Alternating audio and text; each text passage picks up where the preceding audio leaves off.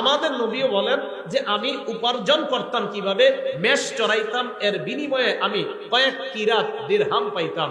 তাহলে নিজের উপার্জিত এই হালাল ইনকামটা, এটা যত কষ্টকর হোক, এটা যদি হালাল হয়, এটার মধ্যে আলাদা একটা শান্তি আছে। সহিহ বুখারী 2072 নম্বর হাদিসের বর্ণনা। عن المقدام رضي الله تعالى عنه قال قال رسول الله صلى الله عليه وسلم مقدام رضي الله تعالى عنه বর্ণনা, রাসূলুল্লাহ সাল্লাল্লাহু আলাইহি ওয়াসাল্লাম বলেন, হাদিসের অনুবাদটা মন দিয়ে শুনেন, মা আকালা আহাদুন তাআমান ক্বাত্তু খায়রাম মিন আন ইয়াকুলা মিন আমালি ইয়াদিহি। কোন মানুষ তার হাতের উপার্জিত হালাল খাদ্যের চাইতে উত্তম খাদ্য আর কখনো খায় না। কোন মানুষ নিজের হাতের, নিজের কষ্টের উপার্জিত হালাল খাদ্যের চাইতে দামি খাদ্য, পবিত্র খাদ্য, এত উত্তম খাদ্য আর মানুষ খায় না। মানুষের কষ্টের হালাল উপার্জিত খাদ্যটা এটা এতটা দামি। পরে কি কয় দেখেন, وإن نبي الله داود عليه الصلاة والسلام كان يأكل من عمل يده। আল্লাহ নবী দাউদ আলাইহিস সালাতু ওয়াস সালাম নিজের হাতের উপার্জিত, এই উপার্জিত ইনকামের পর ওই ইনকাম দিয়ে তিনি হালাল খাদ্য গ্রহণ করতেন। এর মানে নবী দাউদ নবীও নিজের কষ্টার্জিত হালাল খাদ্য গ্রহণ করতেন। এই হাদিস থেকে বুঝলাম আমাদের হাতে হালাল খাদ্য উপার্জন, আমাদের হাতে হালাল উপার্জনটা এবং এটা দ্বারা হালাল খাদ্য সঞ্চয় করা, এটা হলো সবচেয়ে উত্তম। নবী দাউদ আলাইহিস সালাতু ওয়াস সালাম উনিও নিজের হাতে কামাই করতেন, এই সঞ্চয়কৃত ওনার অর্থ দিয়ে উনি জীবিকা নির্বাহ করতেন। বুখারী শরীফের 2074 নম্বর হাদিসের বর্ণনা। আন আবি হুরায়রা রাদিয়াল্লাহু তাআলা আনহু قال قال رسول الله صلى الله عليه وسلم, নবীজি বলেন, লা আইয়াহতাতিবা আহাদুকুম হুজমাতান আলা যহরিহি খায়রুল লাহু মিন আইয়াসআলা আহাদান ফায়ুতিয়াহু আও ইয়ামনাআ। কি কয় দেখেন, নবীজি বলেন তোমাদের কোন ব্যক্তি কাঠের বোঝা পিঠের মধ্যে বহন করা ওই ব্যক্তির চাইতে উত্তম যে ব্যক্তি অন্য কারো কাছে ভিক্ষা চায়। কারো কাছে ভিক্ষা চায়, যার কাছে ভিক্ষা চায় সে দিতেও পারে, নাও দিতে পারে। আল্লাহ নবী কয় ভিক্ষা চাওয়ার চাইতে কাঠ বহন করে তুমি পিঠের উপর কাঠ বহন করবা, ওই কাঠ তুমি বিক্রি করে হালাল উপার্জন করবা। আমি নবীর কাছে ওই ভিক্ষার চাইতে এই পেশা অনেক বেশি দামি। সহিহ বুখারী 2075 নম্বর হাদিস। এই হাদিসের বর্ণনাকারী জুবাইর ইবনুল আওয়াম রাদিয়াল্লাহু তাআলা আনহু। عن الزبير بن العوام رضي الله تعالى عنه قال قال رسول الله صلى الله عليه وسلم لأن يأخذ أحدكم أحبله خير له من أن يسأل الناس। কি কয় দেখেন, তোমাদের কোন ব্যক্তি রশি নিয়ে জঙ্গলে যাইবা, যাওয়ার পর লাকড়ি সংগ্রহ করবা, ওই লাকড়ি রশি দিয়ে বাঁধার পর ওই লাকড়ি বিক্রি করে হালাল উপার্জন করবা, এটা মানুষের কাছে চাওয়ার চাইতে অনেক দামি। তাহলে হালাল উপার্জন অন্য কারো কাছে ভিক্ষা করার চাইতে অনেক দামি। দুইটা হাত ভালো আছে, এই ভালো আছে, দুই হাত পা সব সুস্থ, আপনি ভিক্ষা করার চাইতে হাতে কোনো কাজ টাজ করে হালাল উপার্জন করা, এটা নবীজি দামি উপার্জন বললেন। আমার সাথে একটা বাংলা বলেন, বলেন ভালো মানুষের জন্য ভালো সম্পদ কতই না উত্তম। আবার বলেন ভালো মানুষের জন্য ভালো সম্পদ কতই না উত্তম। এবার একটা হাদিস শুনেন, আল আদাবুল মুফরাদিনে ইমাম বুখারীর লেখা 299 নম্বর হাদিস। আমর ইবনুল আস রাদিয়াল্লাহু তাআলা আনহুর বর্ণনা, তিনি বলেন, বাসাইলাইয়ান নবী সাল্লাল্লাহু আলাইহি ওয়াসাল্লাম। আমর ইবনুল আস রাদিয়াল্লাহু তাআলা আনহু বলেন, আল্লাহর নবী আমার কাছে সংবাদ পাঠিয়েছেন, فأمرني أن أأخذ علي ثيابي وسلاحي ثم آتيه। আমি যেন যুদ্ধের পোশাক পরে অস্ত্রে শস্ত্রে সুসজ্জিত হয়ে আল্লাহ নবীর কাছে আসি, এই সংবাদ আমার কাছে পাঠাইছেন। আমর ইবনুল আস বলেন, ফাফআলতু ফাআতাইতুহু ওয়া হুয়া ইয়াতাওয়াদ্দা।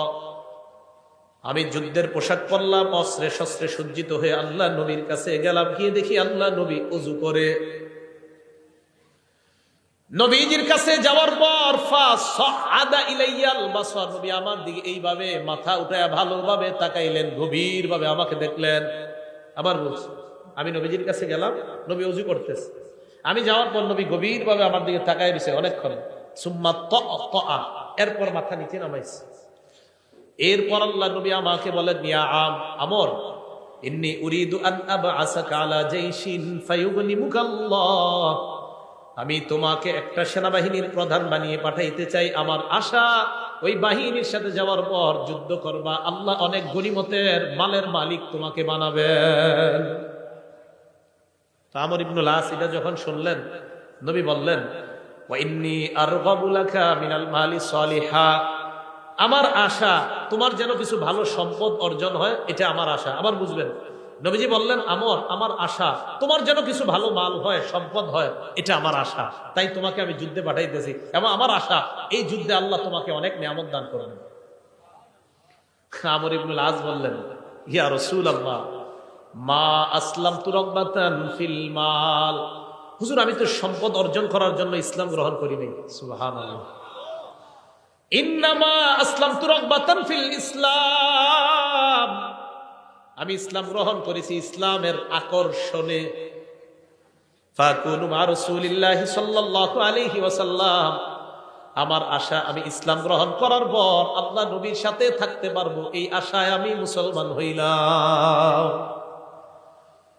নবীজি বললেন, আমর, নি'মাল মালুস সালিহু লিল মারইস সালিহি, ভালো মানুষের জন্য ভালো সম্পদ কতই না উত্তম। সুবহানাল্লাহ। তুমি একজন ভালো মানুষ, তোমার জন্য ভালো সম্পদ হওয়া, এই ভালো মানুষের জন্য ভালো সম্পদ হওয়া কতই না উত্তম। তাহলে এটা আমার কথা না, এটা নবীজির কথা। ভালো মানুষের জন্য ভালো সম্পদ, এটা কতই না উত্তম। তুমি একটা ভালো মানুষ, তোমার জন্য ভালো সম্পদ হওয়া এটা অনেক উত্তম, এটা অনেক নিয়ামতের। তাই আমি চাই কিছু হালাল সম্পদ, কিছু হালাল মাল তোমার হয়ে যাক। ভালো মানুষের হালাল মাল হওয়া এটা দোষণীয় না, বরং ভালো মানুষের ভালো সম্পদ হওয়া এটা কতই না উত্তম, এটা আল্লাহর পক্ষ থেকে তার জন্য নিয়ামত। আল্লাহ আমাদের সকলকে হালাল উপার্জন করার তৌফিক দান করেন। এবার আসেন হালাল হারামের ব্যাপারে কিছু কথা। হালাল উপার্জন বা হালাল খাদ্য খাওয়ার জন্য আল্লাহ আদেশ করেছেন। কে আদেশ করেছেন? এটা সব মানুষদেরকে আদেশ করেছেন। সূরা বাকারা 168 নম্বর আয়াতে আল্লাহ বলেন, ইয়া আইয়ুহান নাস কুলু মিম্মা ফিল আরদি হালালান তাইয়্যিবা, হে মানুষ, পৃথিবীর মধ্যে যা হালাল পবিত্রতা তোমরা খাও। এই আয়াত নাযিল হওয়ার পর সাদ ইবনে আবি ওয়াক্কাস রাদিয়াল্লাহু তাআলা আনহু আল্লাহ নবীকে বললেন, উদউল্লাহ লি আইয়াজআলানি মুস্তাজাবাদ দাওয়া, ইয়া রাসূলুল্লাহ, আল্লাহর কাছে দোয়া করেন আল্লাহ যেন আমাকে মুস্তাজাবুদ দাওয়া বানায় দেয়। বলেন মুস্তাজাবুদ দাওয়া, বলেন। মুস্তাজাবুদ দাওয়া মানে দোয়া করার সাথে সাথেই কবুল হয়ে যাবে।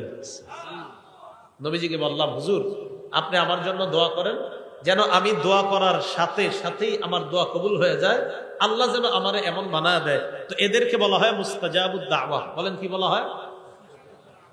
নবীজি বললেন, ইয়া সাআদ আতিব মাতআমাক তাকুন মুস্তাজাবাদ দাওয়া, সাআদ হালালটা পবিত্র করো, সাআদ খাবারটা পবিত্র করো, সাআদ খাবারটা পবিত্র করো, সাআদ হালাল খাদ্য খাও, তাকুন মুস্তাজাবাদ দাওয়া, পেটে হালাল লুকাও, তুমি মুস্তাজাবুদ দাওয়া হয়ে যাবা। পেটে যদি হালাল খাবার যায়, আল্লাহর কাছে যা বলবা আল্লাহ তাই কবুল করবেন। হালাল খাও, হালাল খাও, মুস্তাজাবুদ দাওয়া হয়ে যাবে।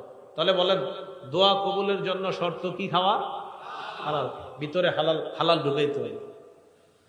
সূরা নাহল 114 নম্বর আয়াত আল্লাহ বলেন, ফাকুলু মিম্মা রাযাকাকুমুল্লাহু হালালান তাইয়্যিবা, আল্লাহ যে রিজিক তোমাদেরকে দিয়েছেন তা থেকে পবিত্র হালাল যে রিজিক তা তোমরা গ্রহণ করো।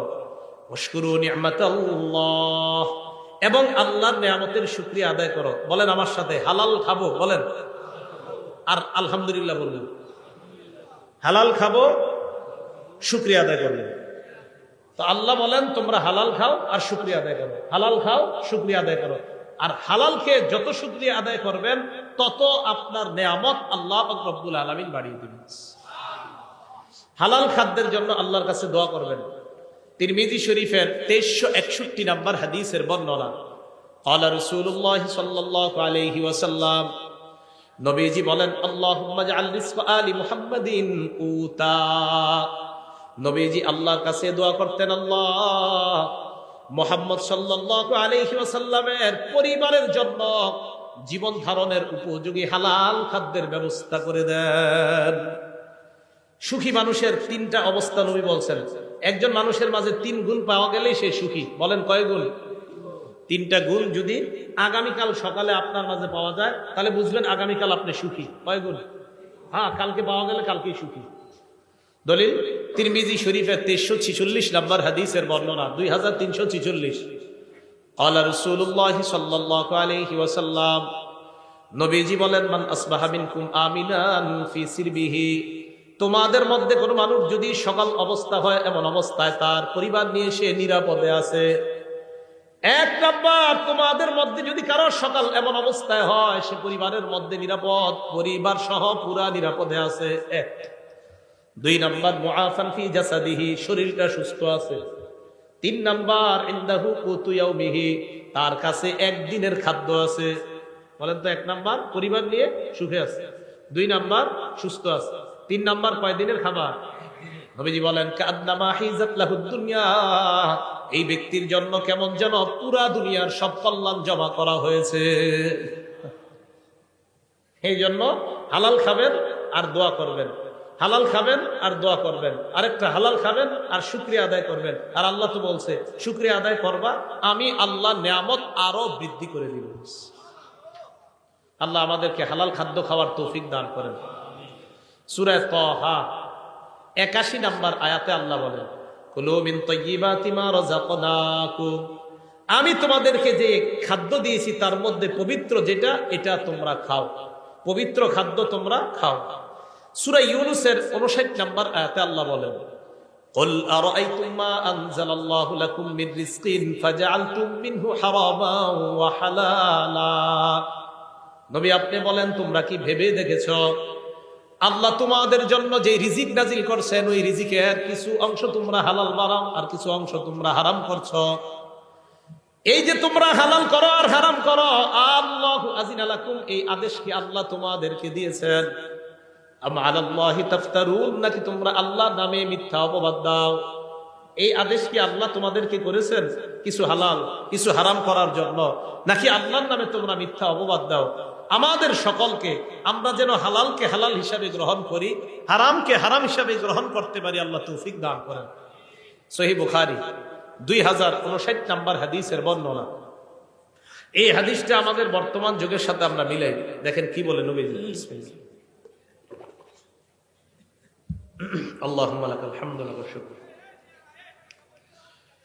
عن أبي هريرة رضي الله تعالى عنه قال قال رسول الله صلى الله عليه وسلم, আবু হুরায়রা রাদিয়াল্লাহু তাআলা আনহুর বর্ণনা, নবীজি সাল্লাল্লাহু আলাইহি ওয়াসাল্লাম বলেন, ইয়াতি আলান নাসি জামান, মানুষের উপর এমন একটা সময় আসবে, লা ইউবালিল মারউ মা আখাযা মিনহু, মানুষ যাচাই বাছাই করবে না কোত্থেকে সে উপার্জন করে,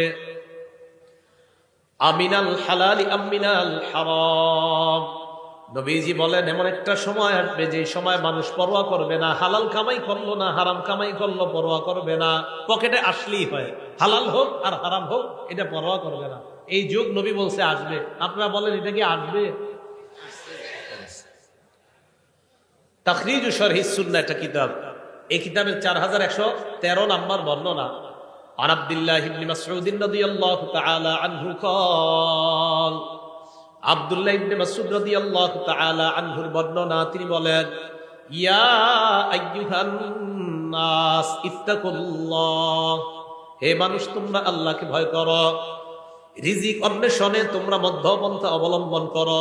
এবার যেটা বলবো অনুবাদটা মন দিয়ে শুনেন, কি কয় দেখেন, লা ইয়াহমিলান্নাকুম ইস্তিবতাউর রিজকি আন তাতলুবুহু বিমাআসিল্লাহ, হালাল পথে রিজিক তালাশ করতে গিয়ে রিজিক আসতে যদি বিলম্ব হয়, আবার বলছি হালাল পথে রিজিক তালাশ করতে গিয়ে প্রচুর রিজিক আসতে যদি বিলম্ব হয়, রিজিক তালাশ করতেছেন, রিজিক আপনার কাছে আস্তে আস্তে আসতেছে। তো রিজিক তালাশ করতে গিয়ে রিজিক যদি আসতে বিলম্ব হয়, আব্দুল্লাহ ইবনে মাসউদ বলেন, এই রিজিক আসতে বিলম্ব হইলে তোমরা তাড়াতাড়ি রিজিক উপার্জনের জন্য কোন নাফরমানির পথ বাইছে নিবা না। আবার দেখেন কি কয়, লা ইয়াহমিলান্নাকুম ইস্তিবতাউর রিজকি, হালাল পথে রিজিক আসার বিলম্ব হওয়াটা, কি কয় দেখেন, হালাল পথে রিজিক আসার বিলম্ব হওয়াটা লা ইয়াহমিলান্নাকুম, তোমাদেরকে যেন উদ্বুদ্ধ না করে, আন তাতলুবুহু বিমাআসিল্লাহ, হালাল পথে রিজিক আসা বিলম্ব হওয়াটা তোমাদেরকে যেন হারাম পথে দ্রুত রিজিক কামায়ের প্রতি উদ্বুদ্ধ না করে।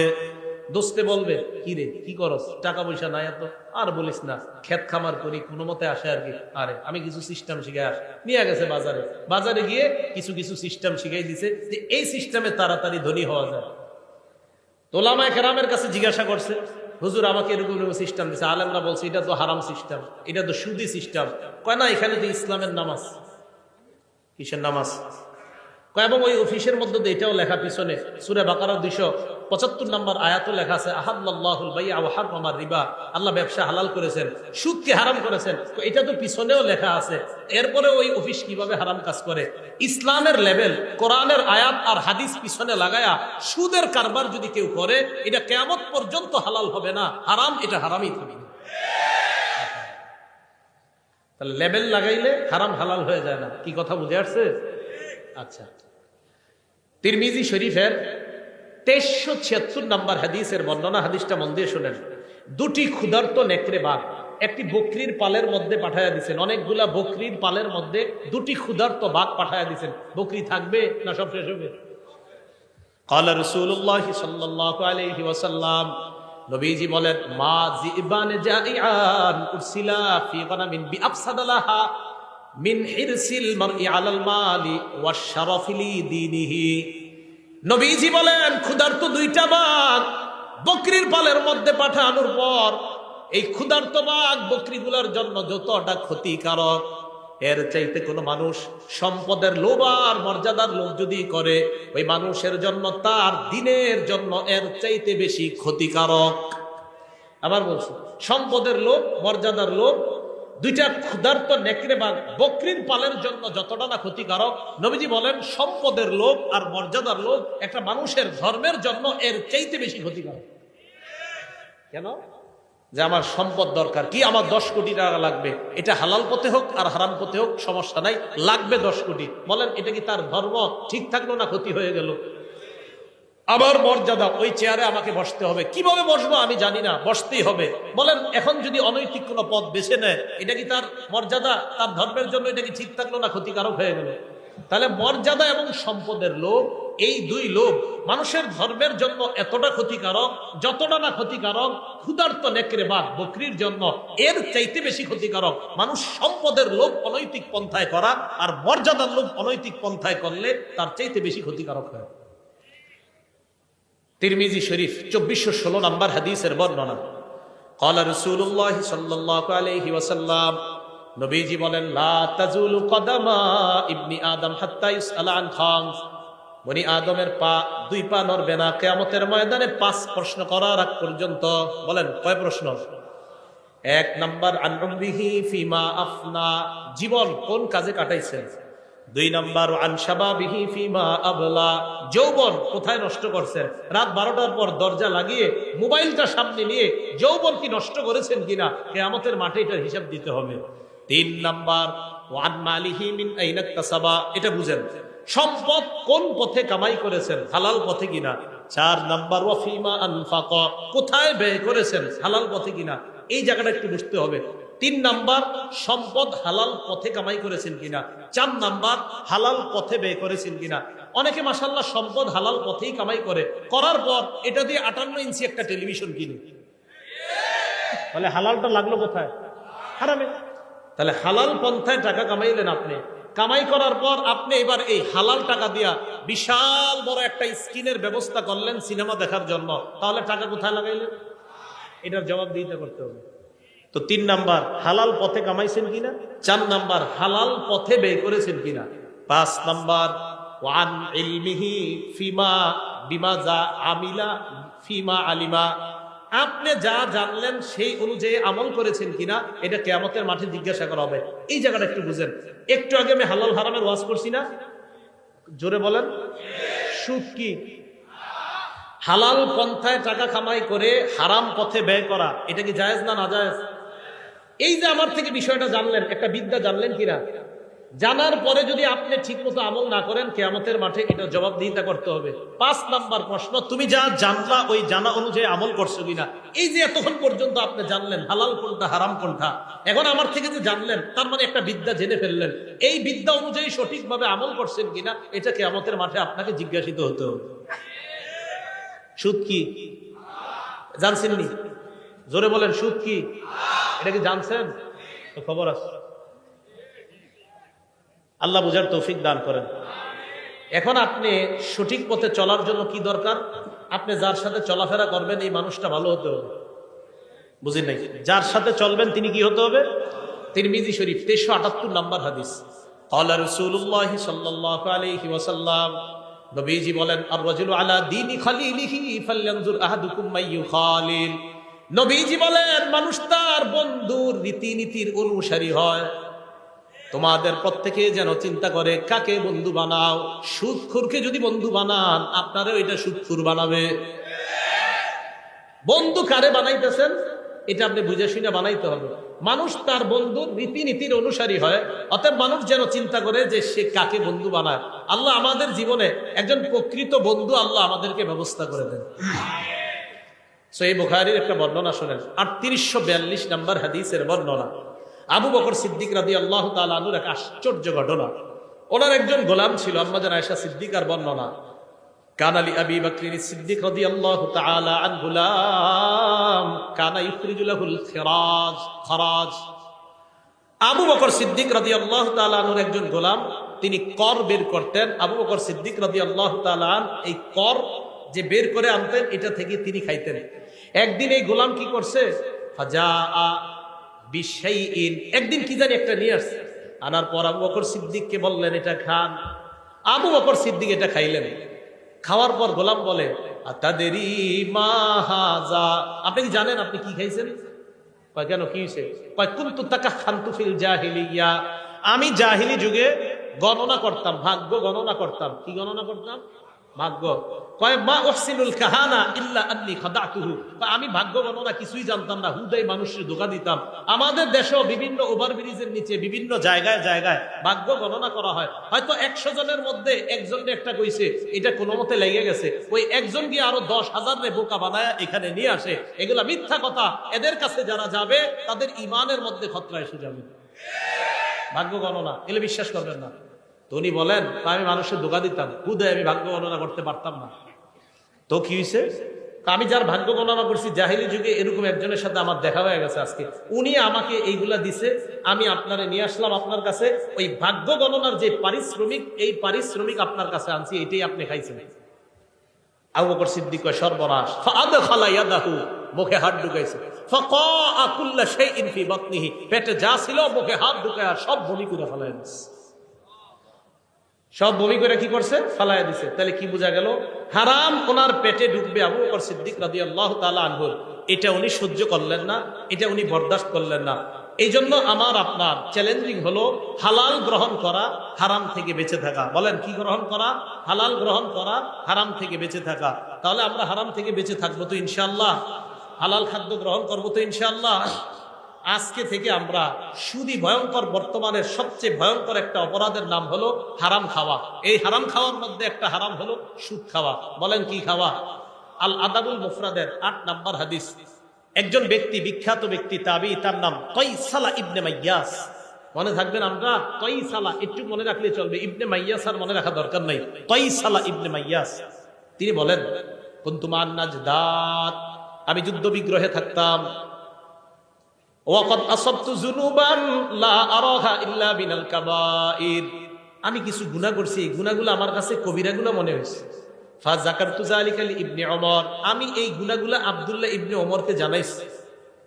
আব্দুল্লাহ ইবনে ওমর জানার পর বললেন, কি কি গুনাহ করছো বলো। তো আমি বললাম কাজা ওয়া কাজা, ওই গুনাহ।